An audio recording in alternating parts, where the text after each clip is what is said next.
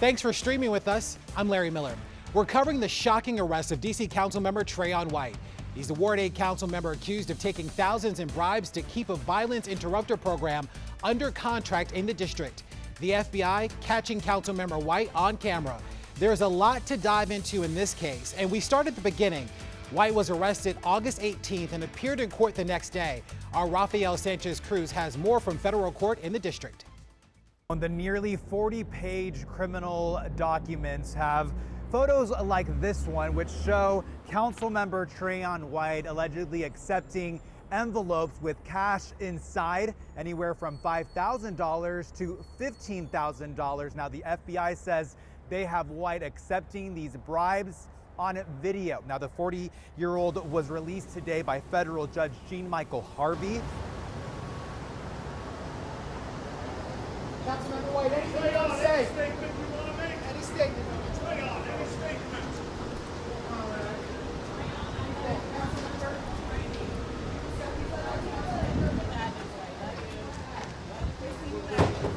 Sir.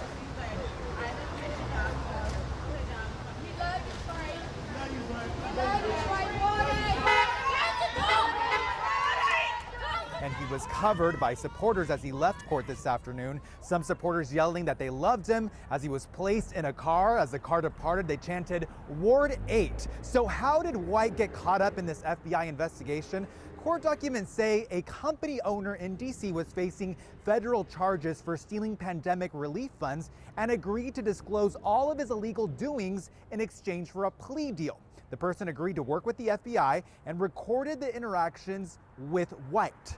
The Ward 8 council member allegedly accepted 4 cash payments of $35,000 each between June and August. In exchange, White would use his position as a council member to pressure government employees at the Office of Neighborhood Safety and Engagement and the Department of Youth and Rehabilitation Services to extend several DC contracts. Those contracts were valued at $5.2 million and were intended to provide violence intervention services here in the district. Now, White chairs the Committee on Recreation, Libraries, and Youth Affairs, which oversees several agencies, including DYRS. In the recorded interactions, he mentions several times how he's trusted when he comes to these kinds of issues. Now, these court documents also indicate that it was White himself who suggested to the company owner that they needed to expand and try to get contracts in other areas like housing and mental health. He called housing a, quote, cash cow. Now, the person working with the FBI says that he also gave White other types of gifts, like he was able to take him to gifts like trips to the Dominican Republic as well as Las Vegas. White could face a maximum of 15 years in prison. He also might have to pay 3 times the amount that they say he took. He's due back here in federal court on September 19th. Councilmember White represents Ward 8. Our Lionel Donovan went to Ward 8 to see how White's constituents are reacting to this news. Well, I've spent the day speaking with folks here in the Southeast, and many in Ward 8 say they support their councilman. However, some say they don't appreciate White being selective about the organizations that he supported, and others are concerned about the optics surrounding White's arrest. Everything I done seen him do was for the community to help and, provide stable jobs and look out for people in the community realm. Not just, just trying to help the big wigs. He always was out here helping the small people too. Whatever is done in the dark will come to the light. That's how I feel. I feel as like you can't pick and choose who you help in the community. Gun violence is everywhere, So I don't think you should just pick and choose who you help. They made a public spectacle of this. And this is what we need to understand. So whether he's guilty or innocent, the culture itself is guilty, and these practices need to come to an end. Now, Lorenzo, as you were saying earlier, White is up for re-election this November. He won his primary back in June against 2 challengers and will be facing off against Republican Nate Duringe later this year. And I'll also say that I did get a chance to speak to a gentleman who said that if he had the opportunity, he would vote for Trayon White again. But for now, we're live in Ward 8. Lionel Donovan, WUSA9. Not everyone is as supporting. Ward 8 advisory neighborhood commissioners are trying to earn back the public's trust. Alexis Wainwright went to a closed-door meeting, and she says those leaders are trying to keep their focus on the needs of their residents. The group met for about an hour. Right now, they say the goal is to bring all of the commissioners together and have a plan of action for the rest of the year. And that's whether they have a new council member step in or if White returns. It's our responsibility, to step up in times of crisis. Wednesday, Ward 8 leaders say unity is what will keep things together for this community. This is after Ward 8 Councilman Trayon White was arrested Sunday and is facing bribery charges. I'm not making no excuses for Councilmember White. But until he's convicted, tried by law, convicted by a jury, he's innocent.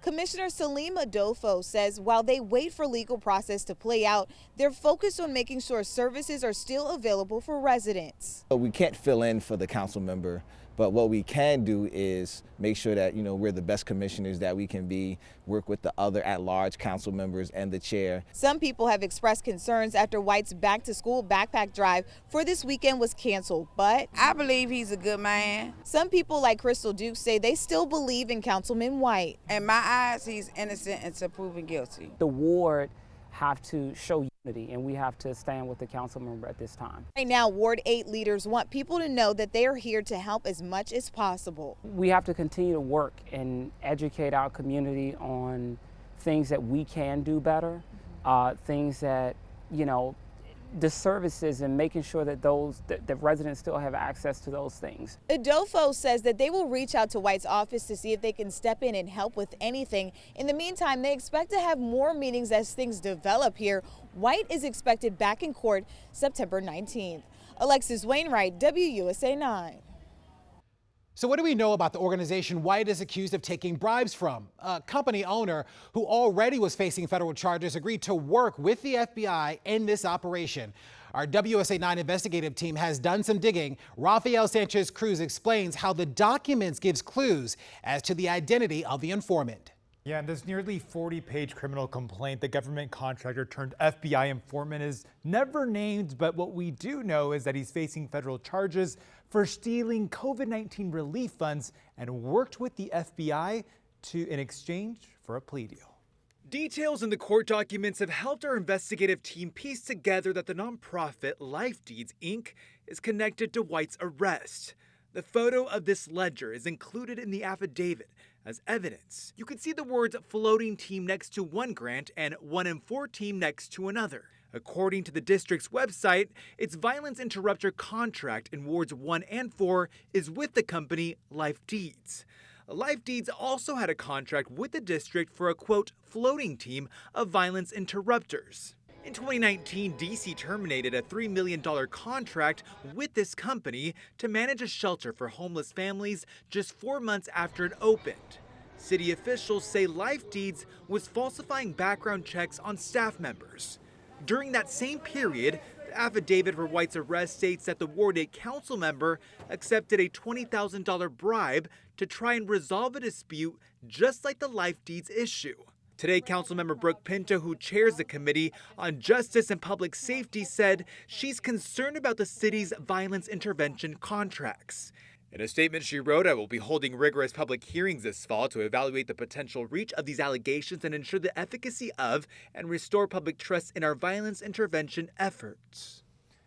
The U.S. Attorney's Office and the Mayor's Office are not confirming what our team uncovered. We have reached out to the owner of Life Deeds multiple times. He actually called us back but hung up the phone. An employee of Life Deeds told our chief investigative reporter, Eric Flack, that Life Deeds is still operating in these communities. Larry? Councilmember White's arrest is also raising questions about his residency.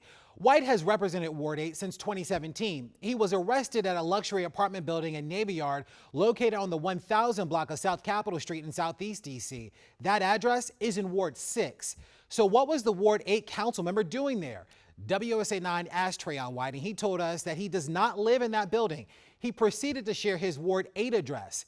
In a text message, White said that my aunt and uncle live there, so I frequent there to get a breather sometimes. However, concerns about White's residency have gotten the attention of D.C. Council Chairman Phil Mendelson, who said that he is launching an ad hoc committee which will investigate the following: evidence of wrongdoing to the extent it is available, the questions about residency, and to make a recommendation to the full council as soon as possible. On the day of White's court appearance, his office released a statement that reads in part, "We recognize the seriousness of this matter. We want to assure Ward 8 residents and stakeholders that our office remains fully operational and steadfast in our commitment to serving the public. Our staff continues to work diligently to address the needs and concerns of our constituents, ensuring that essential services and initiatives are not disrupted. We appreciate the continued support and understanding of the community as we navigate this situation." WUSA9 has reached out to Councilmember Trayon White for an interview. So far, he has not accepted. His next court appearance is scheduled for September 19th, and we'll be sure to cover it for you. Thanks again for streaming on WUSA9 Plus. I'm Larry Miller.